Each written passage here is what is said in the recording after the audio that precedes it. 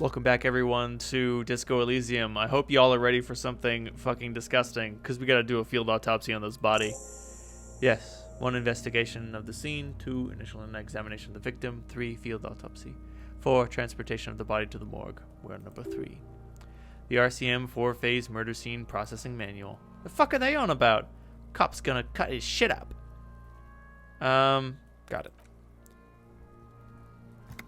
About to say there's no one else we can have to do it.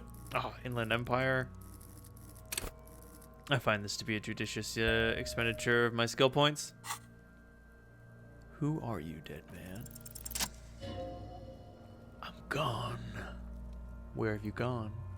Into the wild pale yonder. Where's that? In the past.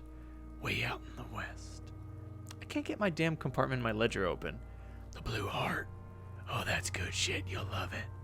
Just press down and fuck it open like you always do. Fuck it hard, Kapapo the clown. He means force. It'll work. I can see you're gone, but who are you? I'm a joke. Look at me. You are now, but who were you when you were alive? A killer. A motherfucker and a killer. Takes one to know one. I've got another question. Go ahead, Cabo. What's happening? What do you mean? I'm talking to you. It's the power of your black, frothy liquid starts bubbling on his lips. Imagination. Go ahead. Ask me some more questions. You fucking love questions. Why do I love questions so much? Because you're a copperoony. Look at all them go. Do you want more questions? Give me a comical amount of questions. Coming right up, Copperoony. This is getting upbeat now. Why do I feel like I've forgotten something terrible? Because you have. Who killed you? Love did me in, Brother Capo. It was love all along. Can you ask me a question? Sure, Lobo. I can ask you a question. Why are you doing this? What? Looking at my face, motionless, looking into my eyes, standing here. Why are you investigating this murder? Maybe it will lead to something. Something indescribable. Unforeseen. Miraculous. Ha! The clown lips on the corpse appear to smile. Something is on its way. Something hidden. It's coming. A miracle from the northwest. It's almost here. You can feel it in the air on your hands. The cold spring air smoothing them over. Is my name Rooney? Fuck no, you're no Rooney. Rooney is obviously not who I am. Between you and me, you seem more like a Harry. I feel like I've been getting a lot of Harry lately. You might be onto something. Enough. Okay. Wait. Give me a minute. Let me try forcing that compartment open again. Now that the corpse has given me a hint. Hey, the hanged man's advice. Hey, puppy! Just relax. The two sides of the board are slightly misaligned, like a drawer that's come off the slides. All you need to do is bend the plastic on your knee slowly. The slide snaps back into place. It should be possible to, just slide the drawer open. Wait. Somehow I don't want to. Slide it open. Without resistance or sound, the two panels move against each other. The compartment is now open. What's inside? 2 ticket stubs and a handmade postcard. Fucking kill yourself, you asshole! Huh, that's odd. Pick up the card. Thin wax paper has been glued to a piece of cardboard. Sounds like leaves rustling when you pick it up. You see violet flowers, floral patterns, patches of glue. Smell it. It smells of chewing gum. Apricot flavored. Exactly like the gum wrapper you found. The same brand of chewing gum. Open it. Familiar handwriting lights the inside of the card, looped round letters in a woman's hand. A young woman in her 20s. There is care, effort, and a smile, you think, although that is not something you can read from someone's handwriting. Harry, I wanted to write you a letter, so you can read it when you wake up. Maybe it will make you happy. Throw it away, please. But it will make me happy. A merciful wind blows in from the Bay of Rabershall, dusting the ground at your feet and raising newspapers far away. You feel the card slipping into it. Let it go. Hold on to it. Read the card. Your hands shake holding on to it. Every morning, when I step out and you're asleep behind me, I find a little piece of sadness in me. I carry it in my chest down Voyager Road.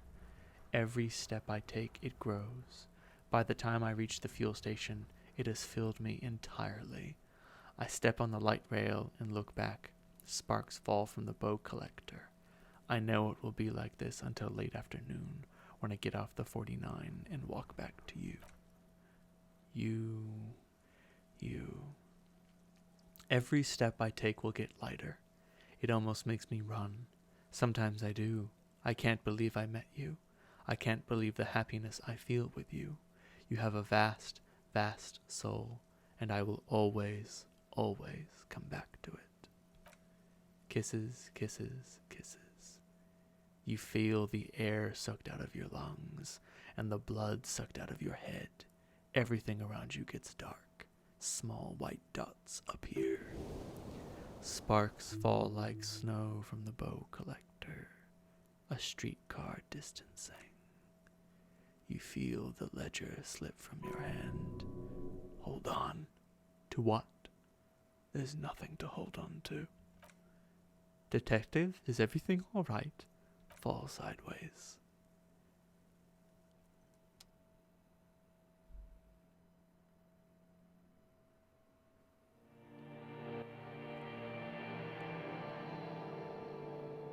Welcome, ye big and ye small, to the disco Elysium.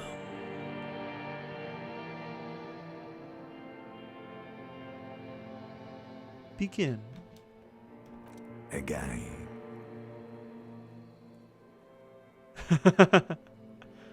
Nothing? Nothing sad, brother. No treachery, just blackout. Just lie there, passed out. Well, almost nothing. There is the ground below you, that's still there.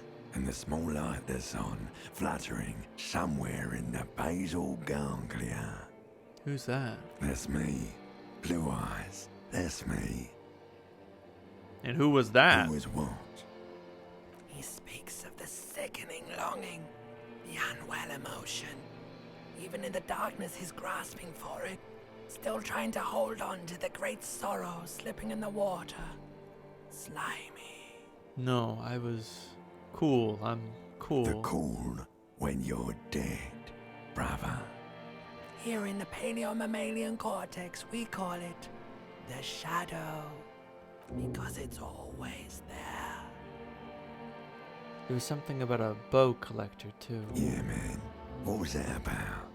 There was an X something. Bloated corpse of the past resurfacing. No, it was beautiful. Beautiful. Believe me, stupid ape, its lack of beauty was not the problem. Where is Voyager Road? There is no Voyager Road. There are no roads, no houses, no lights in the windows. It's all on pause. Enough. Just lie there. You think they would let you? Until you disintegrate into biomolecules? No. Someone is breathing on your face now, inspecting your pupils, stupid idiot. What is that? It's cold. Yes, they're pouring something on you, something in you, and It's delicious.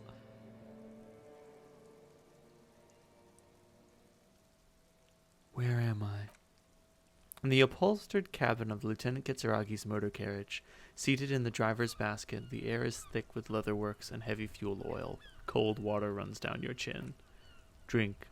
Water. The lieutenant is extending a small canister to your mouth. Drink. The water is cold, silvery, the stuff of life itself.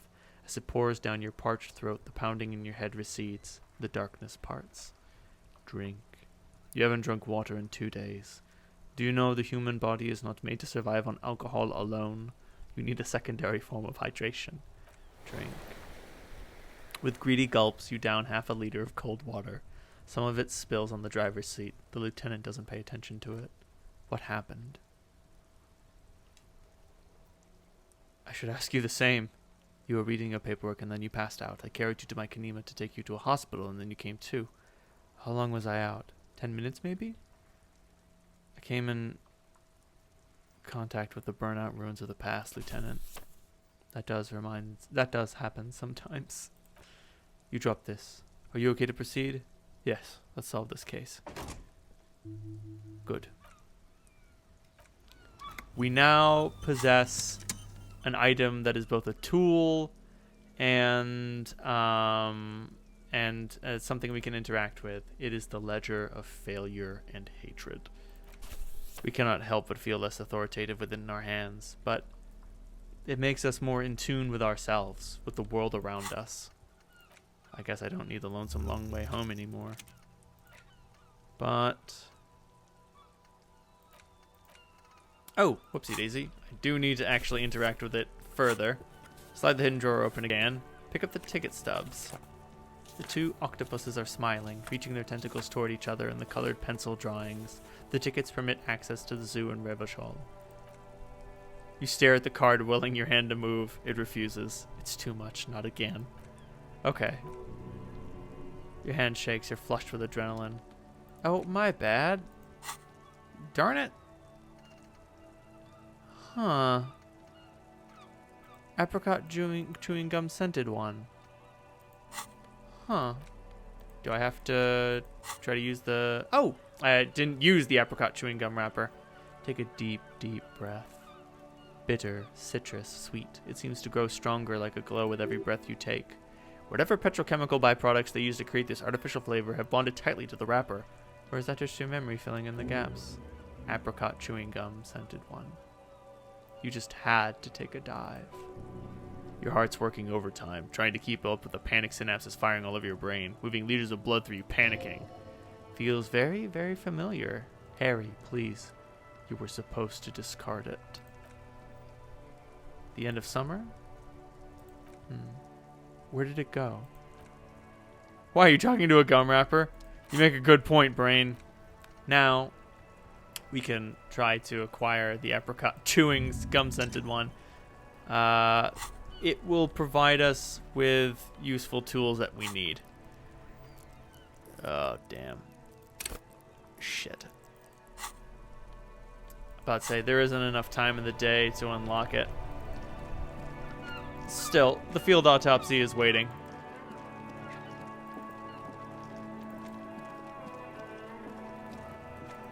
I'm filled with trepidation, however. Let's buy us some time. Read a case file. Let's try the Next World mural.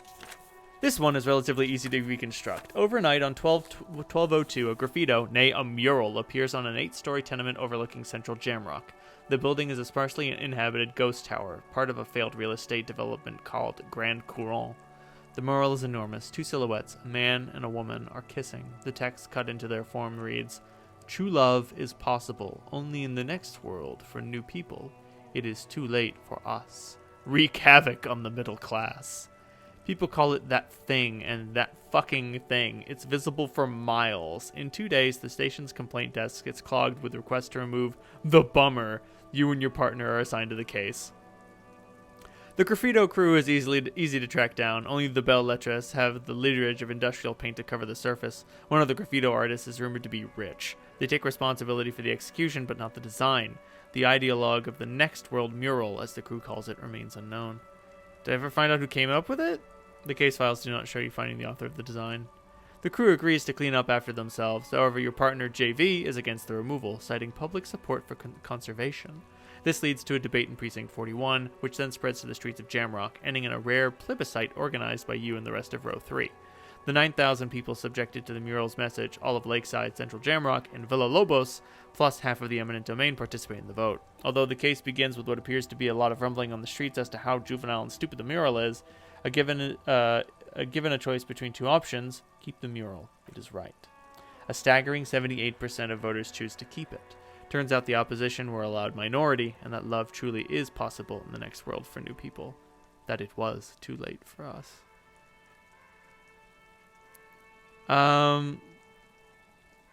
All that remains is to wreak havoc on the middle class.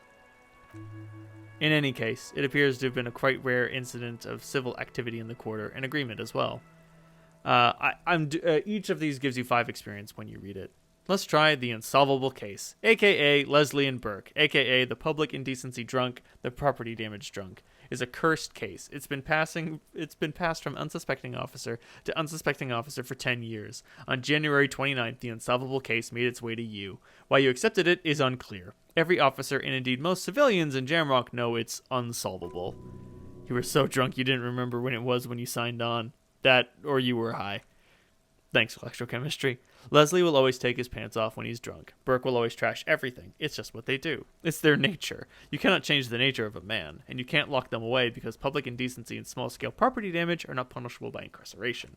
The only way for Leslie to stop flashing his genitals to bypassers and for Burke to stop dismantling signage and rearview mirrors would be for them to stop drinking alcohol, which in their 40s or 50s is hard to tell because of their distorted features, is a medical improbability on par with you ceasing to produce the expression.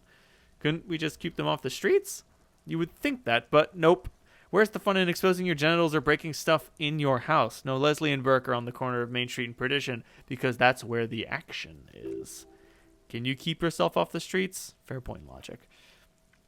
Threatening fines, dragging them to the station, locking them up in the hellholes they live in, locking them up in the station, hypnotherapy, even trying to get a local gang of Zemliakis to take them out. Zemliakis gave them ethanol so Burke and Leslie would expose and rampage even harder. You tried it all, and still the complaints wouldn't stop, and they hadn't stopped for 10 years. It's plain to see from the files that you, Satellite Officer JV, and Special Consultant TH had more important cases to attend to. You uncover cross-reference to several ongoing investigations, each brought to a standstill every time you drive down Main Street, because there they are, on the corner of Perdition, and what is Leslie doing? Leslie was the property damage. No, that's Burke. Leslie Schtick is flashing his genitals, remember? That's how will you ever solve the unsolvable case if you can't even get that straight? Well, it turns out it's pretty simple. The case becomes considerably less comic one day when Burke takes a swing at your ledger. He must have it confused with the property he likes to damage. But the joke's on him. You're also drunk. Drunk out of your mind on potent Pilsner. Oh, yep. That's our brand. You slam the hardened plastic board into his face and then proceed to beat him unconscious with it. In the process, the ledger sustains damage. The compartments within reserved for permeable documents is jammed shut. Ah, that makes sense. You stop your assault on the now unconscious Burke to open it, but are unable to do so. The officer began to cry, reports Leslie, who at this point was tending to Burke. Kill them. They broke it. Jesus Christ. He came at us, and at us, I think he was trying to kill Burko. While trying to kill Burko, you slowly come around. The permeables compartment is open now. You've smashed it open on poor Burko's kneecaps. The good news is Burko can't walk anymore. Can't get out of his apartment. An invalid. With Burke to tend to, Leslie cuts back on the indecent exposure. Maybe he flashes his genitals to Burke, who knows. But both drunks are off the street. The complaint stopped. The unsolvable case is solved. Which is also why the officer responsible narrowly escapes a disciplinary hearing. The end. Do you want to read another one? Give me the square bullet hole murders. It'd be very interesting to read about these, wouldn't it? I mean, there seemed to be a square-shaped entry wound in the victim's forehead. She's been sitting there for weeks on a rocking chair with a square hole in her skull staring at the wall, her mouth agape. But that's all you got. From the half hour you spent piecing it together, all you know is the entry wound was square-shaped. You never found the bullet. And then another body showed up, also with a square hole in his forehead. Sequence killer? Who knows? Those pages are missing. What's next? Don't worry. One day. One day you may still catch the man with the square gun. Thanks, conceptualization. You see? You see why I did this? Look at, I've gotten like 60 XP just from being a gigantic asshole. Artist. Asshole. Asshole artist.